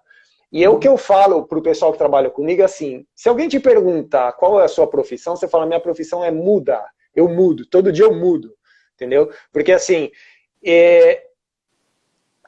a gente tem que mudar porque a engenharia pede, porque o design está evoluindo, e não é o departamento digital, o departamento de modelamento, que vai determinar como é que o carro tem que ser. Entendeu? É a engenharia que vai colocar os requisitos ali, tem que mudar por causa de 1 milímetro, o carro inteiro. Cara, quantas vezes você não fez isso e quantas vezes a gente não faz? Pois é. Diariamente. Então, assim, não se apegue... A pessoa se torna proprietária daquilo lá e não quer mais mudar, não quer mexer de forma alguma, né? Resistência à mudança é o que, na maioria das vezes, destrói o ambiente de trabalho, porque isso, junto ao design, não pega bem. O departamento de design, eles querem que esse carro evolui. Se eles falarem que o carro tá feio, cara, todas as vezes que eu precisei mudar, o carro nunca piorou. Ele sempre melhorou. Sempre. 100% das vezes. Eu mudei milhões de superfícies. E o carro sempre ficou melhor. Ele nunca ficou pior. Nunca eu olho para trás e falo assim, aquela proposta era melhor. Não era. O carro está evoluindo, o carro está ficando melhor, Quanto mais tempo você tiver para mudar... A gente só para de evoluir porque tem timing para entregar, porque senão aquilo vai ficar refinando até a gente interrompe o trabalho, né? A gente interrompe o trabalho uma hora, tem que ter um ponto final, mas é o que eu estou falando. Então, assim, não se apegue à superfície, não se apegue a control point, precisa mudar, muda. Muda quantas vezes forem, mude quantas vezes forem necessárias, quantas vezes forem requisitadas. E, principalmente, não reclame. Tá? Guarda pra você, vai à noite no Krav Maga e, cara, soca alguém. Mas no trabalho, cara, no trabalho, dentro do seu ambiente profissional, cara, você tá lá Você é pago para fazer aquilo. A nossa função é essa, é evoluir, tá? Ninguém vai de primeira. Bom, aí nessa ninguém vai de primeira. Eu modelei o DB4, o Aston Martin DB4 Zagato, que é um carro antigo que foi refeito pela Aston Martin, uma série limitada, e o DB5 que saiu, que é o novo carro do James Bond, do último filme. Eu modelei esses dois carros inteiros. E esses carros, o que eles fizeram? Eles pegaram scans dos melhores carros, dos carros mais conservados daquele modelo, e aí a gente fez o modelo daquele carro. Então aquele carro não teve input de design, porque o carro já existia, e a engenharia não podia falar nada. Então o carro que foi escaneado foi superfície classe A, onde dava... O sonho do modelador. É o sonho do modelador. Eu tive assim, quando me perguntam quais foram os projetos mais legais que você trabalhou, eu trabalhei em vários projetos legais. O Valkyrie foi um, e esses dois foram outros, exatamente por essa mudança essa mudança completa. Cara, eu tô refazendo um carro que já está pronto, não tem input de design, não tem input de engenharia. A engenharia, por exemplo, a engenharia chegou uma vez no DB4 e dizendo que tinha uma interferência do motor com o capô do carro. E aí o design chegou, olhou para o carro e falou assim, olha, esse carro, ele entrou rodando aqui, com o motor ligado. Então, se o motor cabe lá, ele vai caber lá também. Vai caber lá também. Se vira. Então, assim, essa é uma das diferenças, por exemplo, como é trabalhar numa montadora, por exemplo, na Aston Martin, o design tem muita força. Muita força. Então, assim, eles não iam fazer a spin na Aston Martin, jamais. Não interessa o motivo pelo qual aquela traseira ficou daquele jeito. Na Aston Martin eles jamais fariam por causa deles. Fala assim, jamais. Tem um japonês que vai ficar chateado, o japonês da spin. Eu acho que ele não tá aí. Mas, enfim, é a força do design, entendeu? O design, ele não vai comprometer a performance, mas... eles não vão fazer um carro feio porque eles precisam de mais 2 litros de porta-mala para carregar alguma coisa. Entendeu? Então, assim, você tem limitações. Mas é isso, cara. Não resista a mudanças. Seja proativo. A mudança faz parte de tudo, né, Claudião? Faz. Inclusive mudar de carreira, mudar de país, mudar de área, mudar o modelo que você está trabalhando, tudo. Se for ver, a gente resiste a tudo. Assim, você pega uma fama de um profissional ruim, ninguém quer trabalhar com você. Você reclama que vai para trabalhar, os designers, eles pedem especificamente para não trabalhar com você. Exato. Então, assim, você vai fazendo a sua fama. Fica marcado. Quanto mais proativo, quanto mais comprometido você é, em termos de apresentar diferentes propostas e tudo mais, e, cara, seja honesto, no LinkedIn, no papel, nas suas entrevistas, diga o que você realmente faz e o que você é capaz de fazer. Não tenha medo de dizer que você não sabe fazer, mas que você adoraria, cara, ter a chance de trabalhar e se desenvolver naquela área. Se você não sabe alguma coisa, vai atrás. Hoje praticamente todos os softwares te dão uma licença, um trial de 30 dias. 30 dias é tempo para você tentar e fazer. O Alias hoje está com, não sei se você já viu o Spinett, o Alias está com um tutorial de classe A muito bom, eles lançaram agora nessa última edição. Eu fiz um passo a passo deles, eu peguei a licença de 30 dias, baixei ela e fiz o tutorial passo a passo do Alias para aprender, e eles também têm um PDF de migração, né? Como você trabalha no Aysen, como que você pode trabalhar no até hoje a minha tela do Alias, porque assim, você tem um esquema de cores do Aysen para te ajudar na transição, então você consegue entrar na configuração do Alias e setar as cores do Aysen, porque é muito mais fácil você saber quando é uma superfície trimada ou não trimada, você já tem aquele esquema de cores. E uma coisa que eu não me adaptei foi com a claridade da tela, então eu prefiro a tela escura do Aysen. Então, assim, até hoje eu uso a pré-configuração Aysen Surf do Alias. Então, assim, cara, vai lá, estuda, não tenha dúvida de perguntar, procure as pessoas que estão... o que o Gliorsi falou, tá com dúvida? O e-mail do Gliorsi é felipegliorsi. Tá marcado aqui, ó. Já tem, ó. Então, Deixa eu colocar o Gliorsi. O Spinetti está aí fazendo um trabalho excelente com os estudantes, com os vídeos no YouTube e tudo mais. Eu vou trazer mais novidade aí, vocês vão ver. A gente vai cada vez mais... Invista na sua formação, isso é importante. Eu demorei 10 cara, eu não tinha dinheiro, eu demorei 10 anos para pagar FEI. Eu fiz financiamento estudantil, fui terminar de pagar pouco antes de vir aqui para... aliás, eu fui terminar de pagar, já estava aqui na Inglaterra, cara. Olha onde você quer chegar, faça o sacrifício que você tenha que fazer e vai embora, cara. Vai atrás do sonho. Né? Vai atrás do sonho. Cuidado com as pessoas que estão perto de você, obviamente. Você precisa pensar se tem família, se não tem. Mas se não tem, cara, vai fundo. Informação não ocupa lugar no cérebro, cara. Quanto mais você souber, quanto mais você se aprofundar, quanto mais oportunidades, quanto mais soluções diferentes você buscar, por exemplo, para um canto, aquilo entra na sua livraria dentro da sua cabeça e uma hora você vai usar aquilo ali, não sai mais, exatamente. Você vai ter soluções para quase todos os tipos de canto ali. É isso aí. Pô, Claudião, bom papo hoje, hein? Estamos chegando aqui quase 2 horas. Quero agradecer a participação. Passa rápido, né? Passa muito rápido, cara. E eu sei, pelo pouco que a gente conversava lá na Inglaterra, no Krav Maga, e dá para saber que dá para levar umas 4 horas fácil aqui. Quero agradecer a sua participação aqui, meu velho. Eu estou montando já uma segunda timeline, onde a gente vai falar coisas um pouco mais técnicas e mais específicas também sobre softwares em si. E provavelmente vai ser outra plataforma, não vai ser aqui no Instagram, vai ser no YouTube, para ficar mais acessível para todos. E quero agradecer essa sua participação, cara. Puta, foi sempre um prazer aprender com profissionais ao redor do mundo, cara.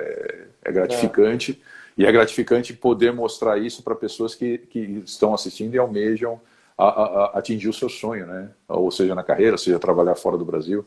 Atingir o sonho. Isso é muito bom. Obrigado mesmo pela participação. Foi um prazer.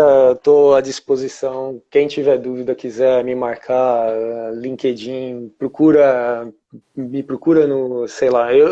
Para ser bem sincero, a primeira vez que eu uso Instagram, a primeira. Então, até hoje eu não entendi para que serve, qual que é a diferença do Instagram pro Facebook, esse monte de coisa. Enfim, para ser bem sincero, eu não tenho quase tempo nenhum de ficar vendo... Você usa o seu tempo para estudar. Mídia social durante o dia. Exato, cara. Isso é outra coisa, cara. O seu comportamento durante a empresa, você passa o dia nesse tipo de... Cara... Aproveita as horas que você tem no trabalho para mostrar o que você é bom para fazer. O que é importante, né? O que é importante. Exato. Não tem nada para fazer? Cara, faz alguma coisa. Inventa. Mas cara, não fica... Não gasta tempo com isso. Né? Não é a minha opinião, tá? Hoje, não é porque hoje eu tô como gerente que é o que eu não gosto que os outros façam. É o que eu nunca fiz e o que eu acho que me pôs onde eu tô hoje. Entendeu? Então, não ficar vacilando sem nada para fazer. A mensagem que eu falo pro pessoal é: não esperem que te empurrem para fazer algo, faça você, né? Exato. O que você tá fazendo... Todo mundo às vezes precisa de um empurrão, mas procure sempre puxar as coisas, fazer por vontade, não que te empurrem. Eu acho cara, parabéns por essa iniciativa, tentar trazer as pessoas interessadas, estudantes, e mostrar um pouco do que a gente faz aqui, porque realmente, cara, a classe A o departamento de classe A, o estúdio de uma montadora sempre foi uma coisa muito fechada. Quando a gente entrou, cara, você tinha que entrar lá com um convite VIP, porque, sabe, não, era uma coisa, todo mundo que estava ligado numa montadora queria trabalhar. Cara, hoje você tem tutoriais para todos os cantos, os softwares são abertos. Cara, na nossa época não tinha software, não tinha nada. Disso. Tinha que aprender na raça, na hora. Aprendia na raça na hora lá. Então o processo era muito mais complicado. Hoje você tem que se preparar para entrar, porque a concorrência cresce também, né? Você tem mais profissionais qualificados. Antigamente, o cara perguntou se tinha que manjar de matemática. Não necessariamente, mas... Vai te dar uma vantagem. Na live do Felipe. Mas em teoria, no passado, você não precisava manjar de nada. Você precisava de um convite VIP para fazer parte de um departamento de classe A. Agora, a sua experiência e a sua bagagem, o seu conhecimento é o que vai fazer a diferença na hora do projeto que você está entregando e na hora do cara que não sabe nada do projeto que o cara está entregando. Exato. Então, não é tarde para correr atrás se não sabe matemática ou se não sabe seja lá o que for. Corre. Tá aí. É isso aí. Obrigado, Claudião. Pessoal, obrigado pela audiência. Aguardo vocês na próxima semana. A gente vai ter mais novidades aí. Fiquem ligados que eu vou trazer mais uma pessoa interessante para entrevistar. Um abração a todos. Até mais. Boa. Boa noite.